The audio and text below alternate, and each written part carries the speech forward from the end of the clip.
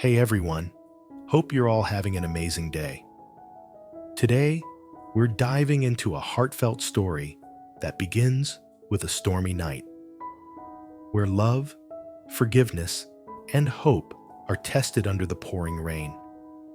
What happens when a man battling illness risks it all for a dream home, and an unexpected act of kindness changes another man's life forever? Stay tuned to find out. And if you enjoy stories like this, don't forget to hit that subscribe button so you won't miss the next one. Rain batters the roof of the truck in a steady rhythm, each drop sinking with James's heavy breaths as he rushes out into the storm to secure the tarp. From the porch of their half-finished home, Diep stands frozen, heart clenched tight at the sight of him, soaked to the bone under the weak, flickering yellow light. "Don't come out. You're still sick," she cries out, voice trembling with fear and love. James flashes her a quick smile, rain streaming down his face, catching in the corners of his lips. "Just a few more things," he shouts back. "You stay inside and wipe everything off." Diep grabs a towel, moving quickly, drying each piece of furniture that's been hauled in from the truck. Her hands pause on the old wooden wardrobe, a relic from their past life, a symbol of the years they've shared. "This wardrobe will be ruined," she whispers, her voice almost breaking. James pushes the cart through the doorway, water pooling beneath his boots, dripping onto the raw wooden floorboards. "Let's set up the bed first," he says, his voice deep and steady despite the storm raging outside. "Then I'll get the stove going." Diep kneels, her hands trembling as she wipes the floor. The cold bites through her fingers, but her eyes stay fixed on James, the man who's carried her through every hardship, who's turned this patch of land into the beginning of their dream. The rain pounds harder, a wild orchestra drowning out the world.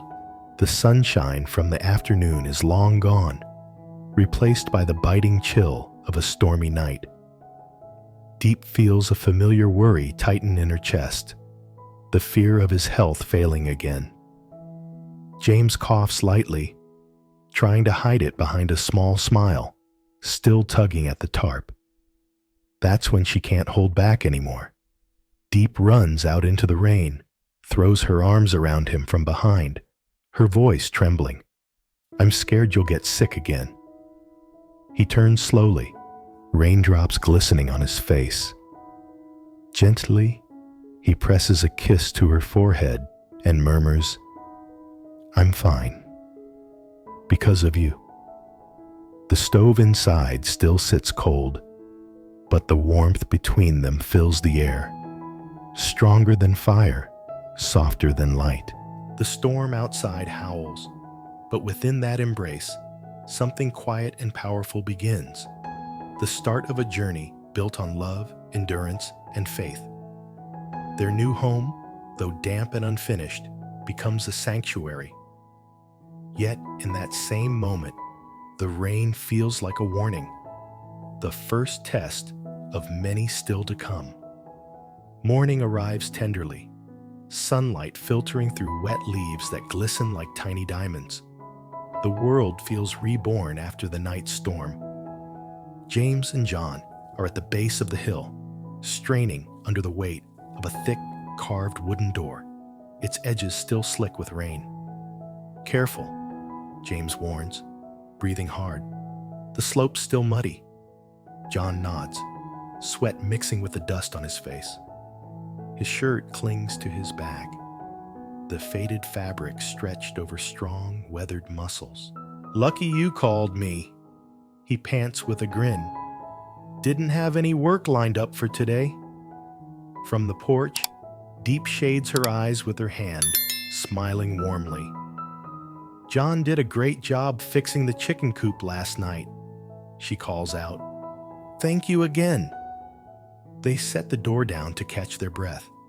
A cool breeze sweeps through, carrying the scent of wet soil and pine. The storm's chaos feels distant now, replaced by calm and quiet purpose. Diep walks closer, her expression soft but resolute. "John," she begins, looking him in the eye. "You just came back from the farm empty-handed, right? Times are hard for you. So, how about this? We'll leave the chickens and ducks here under your care. You can sell the eggs, hatch more, and slowly build up again." James adds, with a firm pat on John's shoulder, "We know how tough it's been for you. Take this as a start. Don't stand on ceremony." John lowers his head, his voice caught somewhere between disbelief and gratitude. Memories of nights without food, debts unpaid, and pride swallowed rush back all at once. His throat tightens as if the weight of those years is finally lifting. I accept," he says quietly, his voice trembling with emotion. Diep smiles, that same motherly kindness shining through. "Then care for them well. Treat this as a new beginning." At that, John's face lights up with something he hasn't felt in a long time: hope. The man who once walked through town with eyes downcast now stands a little taller. The burden that once crushed him feels suddenly feather light. The night's cold flood is replaced by the warmth of human connection. The isolation he carried is washed away by kindness and community.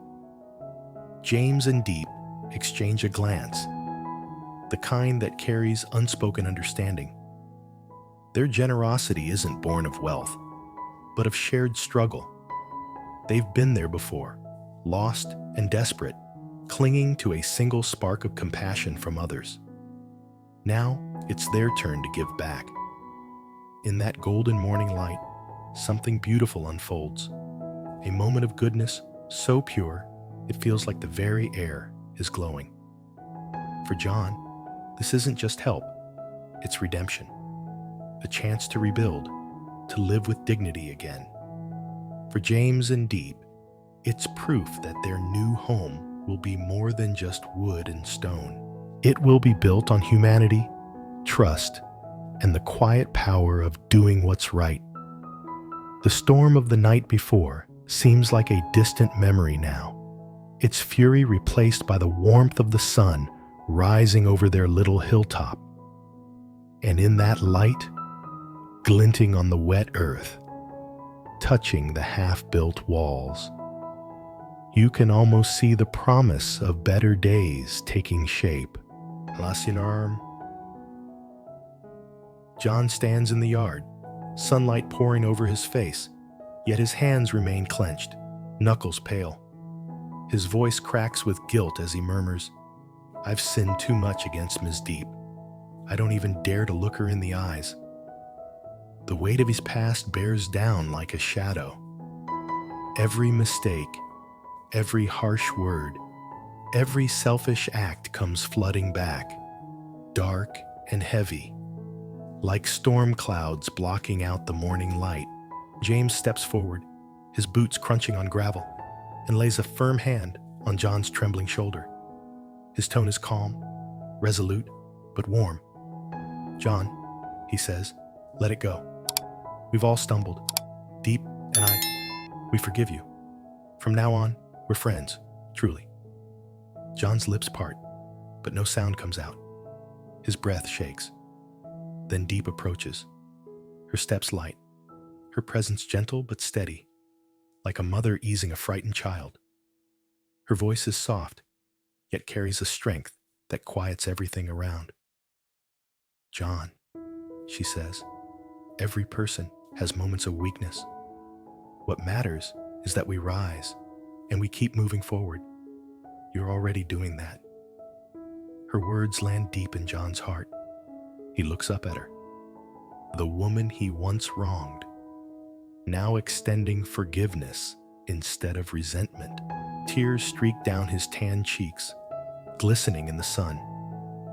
It's as if 1,000-pound weight has been lifted from his shoulders. "Thank you," he whispers, his voice thick with emotion. "I won't waste this chance again. I'll never betray your trust." James nods approvingly, his face breaking into a rare, genuine smile. "That's all we ask," he says. "Now go. Take care of the animals, and take care of yourself." John wipes his face quickly, trying to hide his tears. "I will," he says, his voice steadier now. He turns to leave, shoulders no longer slumped, back straight, eyes bright. It's a simple walk down a dirt path, but for John, it feels like the start of a whole new life. As his figure disappears over the hill, Diep and James watch in silence. The breeze carries the faint sound of chickens clucking, mingling with the rustle of trees. Life, in all its humble beauty, is returning to this place. James exhales deeply, feeling a quiet satisfaction bloom in his chest. He turns to Diep, brushing a damp strand of hair from her cheek. "Our clothes should be dry by now," he says softly. "Let's shower and rest a bit." Diep nods, but her arms move on instinct, wrapping around him in a tight embrace. She buries her face against his chest, her voice trembling. "You always act so strong, but I know you're exhausted too." He chuckles softly, resting his chin on her head. "Maybe a little," he admits, "but when I see you smile, it's worth it." For a moment, they stand there, two silhouettes framed by the golden morning sun, surrounded by the scent of wet earth and wood. Inside, the house still smells faintly of rain and sawdust. The stove is lit now, the flame crackling cheerfully. Diep hangs the last of the damp clothes near the heat, her movements slow and thoughtful. James sits by the window, watching droplets slide down the glass. The night storm, the chaos, the exhaustion. It all seems distant now. What remains is the calm after, the quiet assurance that no matter how hard life gets, they'll face it together. "Do you think John will be okay?" Diep asks after a while. James turns, meeting her gaze. "He will," he says with quiet confidence. "He's a good man, just lost his way for a bit. Now he's found people who believe in him again. Sometimes that's all it takes."